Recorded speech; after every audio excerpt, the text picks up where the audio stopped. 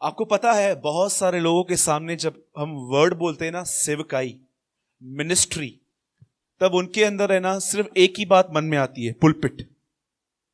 जब मैं कहता हूं सेवकाई तो उसका अर्थ आप क्या समझते हैं?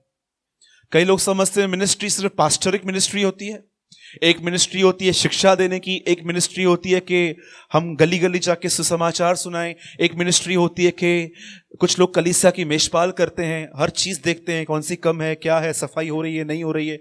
पर क्या आपको पता है हम सब इन दिनों में इस एक सेवकाई में जुड़े हुए हैं, चाहे आपको पता है या नहीं पता है, लेकिन आज जान लो कि आप एक सेवकाई में जुड़े हुए हो। पर आपको आज ये बात देखनी है कि आपने अपना हाथ किसे देके रखा है। आपको पता है एक दो ऐसी सेवकाइयां हैं जो 24 घंटे चलती हैं, 24 घंटे 24 आवर्स चलती हैं, और ये दोनों सेवकाइयां जो है, एक यीशु मसीह करता है और दूसरा शैतान करता है। प्रकाशित वाक्य में लिखा गया है, भाइयों पर दिन और रात दोष लगाने वाला गिर गया। शैतान की मिनिस्ट्री क्या है? बोलिए, दोष लगाना। दोष लगाने में और सच्चाई में अंतर जानते? मैं अगर गुस्सा नहीं करता और मैं आपको बता रहा हूं कि गुस्सा मत करो, तो मैंने आपको सच्चाई बताई। लेकिन अगर मैं खुद गुस्सा करता हूं और मैं आपको बोलता हूं गुस्सा मत करो, तो इसे कहते हैं दोष लगाना। इसीलिए प्रभु ने कहा दोष मत लगाओ, ताकि तुम पर भी दोष न लगाया जाए। और यीशु ने एक्सप्लेन किया कि अगर आपके और मेरे आंख में तिनका है तो हम सामने वाले के लट्ठा कैसे निकाल सकते हैं। याद रखिएगा, सच्चाई का मतलब जानते हैं क्या है? आप एक बात से पूरी तरह निकल चुके हैं और आप किसी और को कह रहे हैं कि ये मत करो। इसको कहते हैं, इस पे दोष लगाना नहीं बोलते, इसको कहते हैं सच्चाई बताना। लेकिन अगर आप खुद बहुत गुस्सा करते हैं और आप सामने वाले को ऐसा कहते हैं गुस्सा मत कर, मुझे समझ में नहीं आता है आप इतना गुस्से में उसको कैसे बोल रहे हो गुस्सा मत कर। और मैं आपको सच कहता हूं, कलीसियाएं भरी पड़ी हैं ऐसे लोगों से जो सच्चाई नहीं बताते हैं, दोष लगाते हैं। आपको पता है शैतान का क्या काम है? हमेशा आपके अंदर से आपकी कमियां ढूंढना और आप पर दोष लगाना परमेश्वर के सामने। प्रकाशित वाक्य लिखा गया है एक जगह पर, भाइयों पर दोष लगाने वाला गिर गया। यह उसकी सेवकाई है। और 7 अध्याय इब्रानियों में लिखा गया है, यीशु मसीह हमारे लिए निरंतर प्रार्थना करता है। यह भी एक मिनिस्ट्री है, कंटिन्यू यीशु लोगों के लिए प्रार्थनाएं करता है। आपको पता है एक स्टोरी बताई यीशु ने। एक आदमी था, उसका एक खेत था और उसमें फल नहीं आ रहा था, और जब मालिक उसे काटने के लिए आया तो उसने क्या कहा? इसे रहने दे, 3 साल मुझे और चाहिए। क्या आपको पता है ये पेड़, ये माली, ये मालिक कौन है? यीशु ने कहा, सॉरी, हम सब पेड़ हैं, माली यीशु है, मालिक परमेश्वर है। क्या कहा उसने वहां पर आके? क्या मैं इसे काट दूं? बोला नहीं, इसे 3 साल रहने दे, मैं 3 साल इसके ऊपर काम करूंगा। इसका अर्थ क्या है? पिता, इसके ऊपर अनुग्रह मत हटा, इसे और सप्लाई दे, मेरा विश्वास है ये बदलेगा। याद रखिएगा, इंसान आप पे गिव अप कर सकता है, परमेश्वर इतना जल्दी आप पे गिव अप नहीं करता है।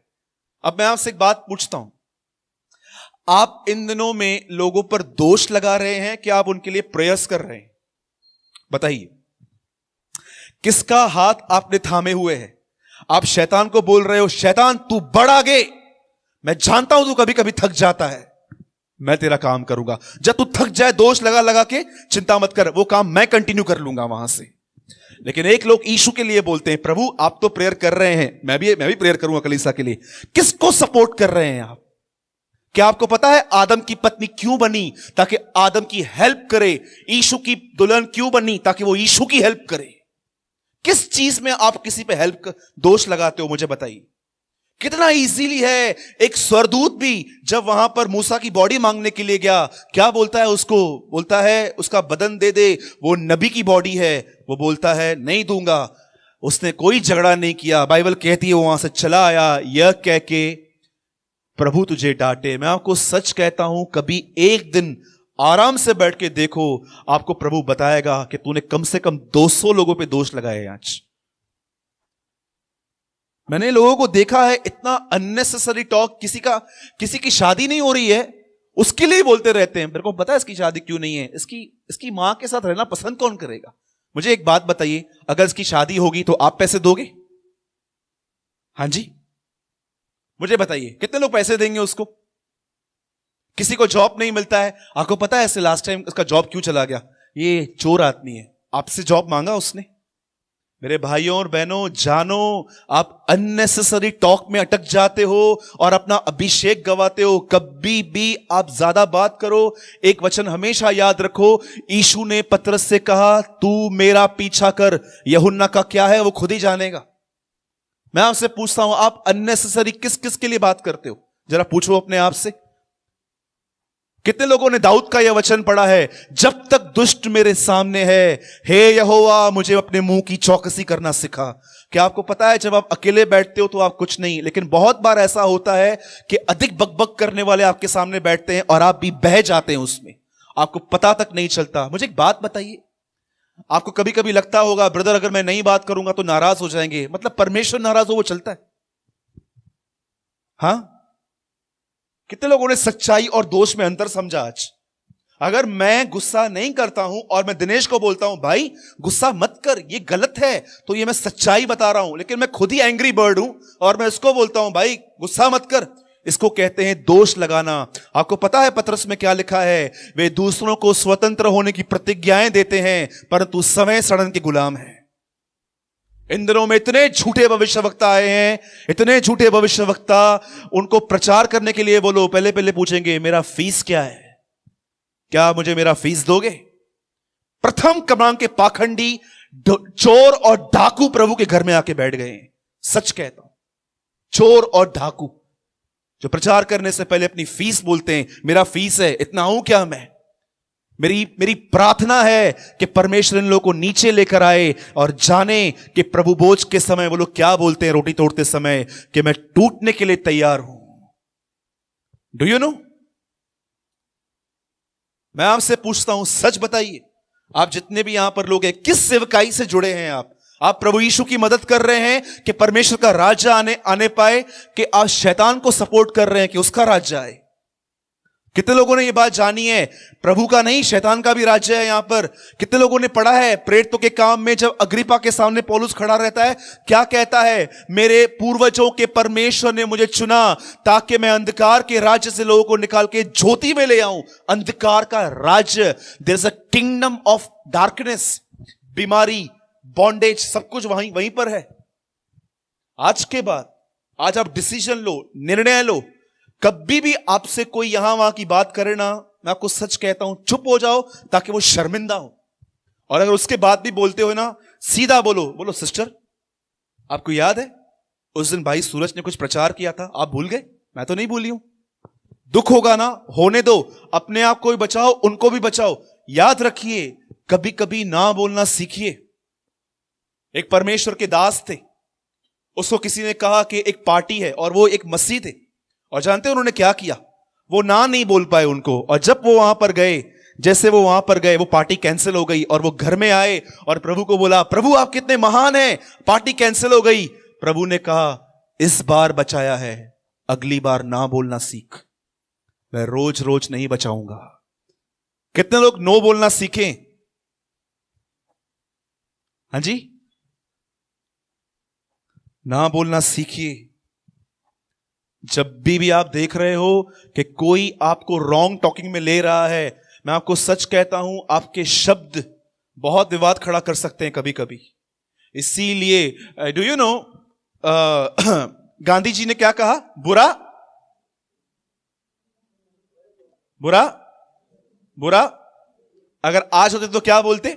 बुरा मत टाइप करो बुरा मत फॉरवर्ड करो, बुरा डू यू नो, आज ऐसे बोलते हो।